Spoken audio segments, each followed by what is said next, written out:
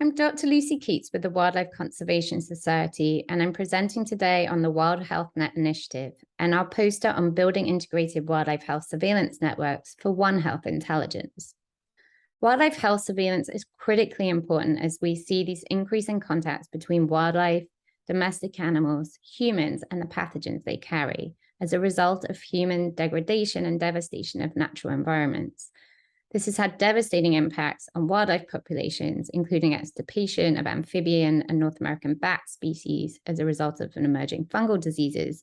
And currently in Southeast Asia, we're seeing dramatic declines in wild pig populations after African swine fever has spilled over from domestic livestock. Spillover from domestic livestock also devastated Mongolian saiga antelope populations, with over 80% being killed after the Pestapudi ruminant virus spilled over. Such dramatic wildlife population declines can have devastating cascading ecological impacts, which can devastate rural economies, rural livelihoods, as well as the natural environment. Emerging infectious disease outbreak frequency in humans is increasing, and we've seen the devastating impacts that a zoonotic origin pathogen can have through the COVID-19 pandemic. Over 70% of emerging zoonotic diseases of humans have a wildlife origin. Recent research has indicated that primary prevention strategies that include increased surveillance would cost a fraction of the value of lives lost from these emerging infectious diseases. Despite these significances, established wildlife health surveillance programs remain extremely rare. This World Bank survey identified that over 80% of responding countries had specific significant gaps in operations and capacity for wildlife health surveillance. Wild Health Net is an approach to operationalizing wildlife health surveillance networks in lower middle income countries to obtain One Health intelligence that supports better conservation policies and improved health outcomes. We've been implementing Wild Health Net in 3 countries in Southeast Asia for over the past 7 years, in Cambodia, Laos, and Vietnam. Been working with local partners to develop these networks by building on existing capacity in environmental, human and animal health systems, and One Health platforms from the local to national level, implementing iterative wildlife health surveillance alongside standardized data collection and management, and development of policies, capacity bridging, and management actions. So this is a multi-sectoral, transdisciplinary, multi-agency approach from the local up to the national level.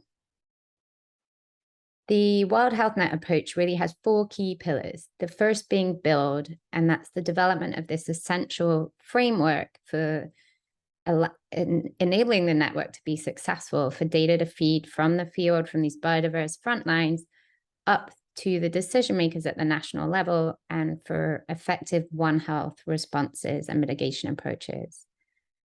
Pillar 2 would be skills, and we've developed capacity bridging trainings for key stakeholders at all levels of this framework to make sure they're appropriate and targeted. This includes sample collection for rangers in the field and use of personal protective equipment, necropsy diagnostic skills for lab staff, data management skills, network coordination. So all those different components. Implementing novel technologies is so key for improving surveillance systems. We've been able to leverage an incredible system called SMART, which is used in over 800 protected areas worldwide, with over 50,000 rangers trained in its use.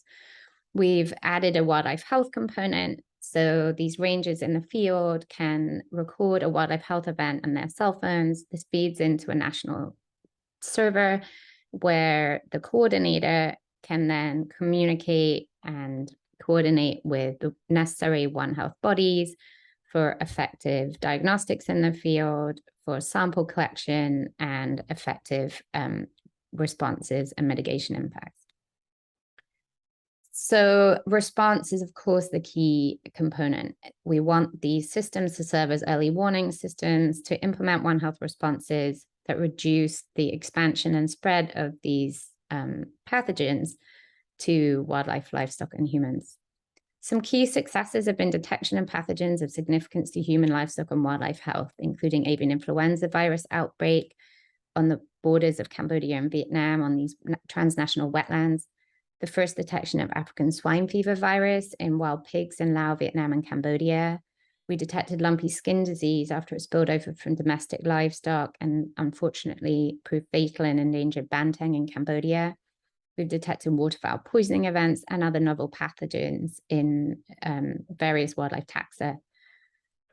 This has demonstrated success of multi-sectoral transdisciplinary coordination and collaboration across all levels, leading to effective One Health responses and implementation of biosafety, communication, and behavioral interventions to reduce ongoing spread of these pathogens to poultry, to livestock, to humans, and other wildlife. And we've also seen the formal adoption of SOPs in these frameworks by national governments, including in Lao PDR, which is our ultimate goal to support sustainability of these surveillance networks beyond the life of a project. So because of these key successes and the global scope of the SMART system, we're expanding the project to countries in Latin America, to Madagascar, and additional Southeast Asian nations. We really believe mainstreaming wildlife health is critical to protect human, livestock, wildlife, and environmental health. Our goal of developing a global wildlife health surveillance system is more than one organization can tackle, and we've developed the World Health Net Consortium, so please do reach out if you're interested to join. Thanks for your time today.